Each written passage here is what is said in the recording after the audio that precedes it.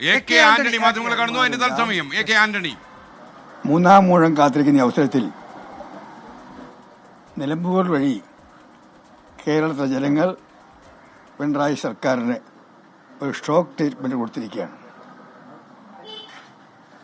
നിലമ്പൂരിലെ ജയം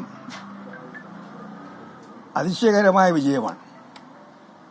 ഈ വിജയത്തിന് പിന്നിൽ പ്രവർത്തിച്ച എല്ലാവരെയും, UDF നേതാക്കന്മാരെ, പ്രവർത്തകരെ, സർവോപരി നിലമ്പൂരിലെ വോട്ടർമാരെ ഞാൻ പ്രത്യേകം അഭിനന്ദിക്കുന്നു. ജനങ്ങൾക്ക് വേണ്ടി മനുഷ്യർ ജയിച്ച ആര്യാടൻ ഷൗക്കത്തെ ഞാൻ പ്രത്യേകമായി അഭിനന്ദിക്കുന്നു. എൻ്റെ ഉറ്റ ചങ്ങാതി ആര്യാടൻ മുഹമ്മദിൻ്റെ ഓർമ്മകൾ ഈ അവസരത്തിൽ ജനങ്ങളുടെ മുമ്പിൽ ഉജ്ജ്വലമായി ഉണ്ടാകുമെന്ന് ഞാൻ പ്രതീക്ഷിക്കുന്നു. ആര്യാടൻ വീണ്ടും തിരിച്ചു വന്നിരിക്കുന്നു. ഈ തെരഞ്ഞെടുപ്പ് ഒരു വലിയ സന്ദേശം നൽകിയിരിക്കുകയാണ്. ഇനി അങ്ങോട്ട് കേരളത്തിൽ പിണറായി സർക്കാർ തുടരുന്നത് സാങ്കേതികമായി മാത്രമായിരിക്കും. കേരളത്തിലെ ജനങ്ങളെ സംബന്ധിച്ചിടത്തോളം കേരളത്തിൽ ഭരണമാറ്റം സംഭവിച്ചു കഴിഞ്ഞിരിക്കുന്നു. അതാണ് ജനവിധി. എന്തോ ഒരു ഭരണവിരുദ്ധ വികാരം, അതിശക്തമായ ഭരണവിരുദ്ധ വികാരമാണ്.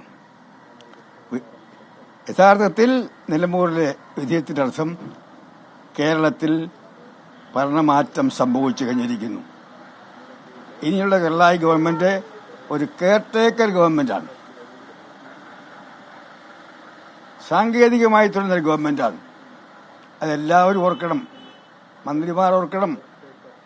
ഈ സർക്കാരിനെ അവർ ചെയ്യുന്ന എല്ലാ കാര്യങ്ങളെയും അന്ധമായി അനുകൂലിക്കുന്ന എല്ലാവരും ഓർക്കണം.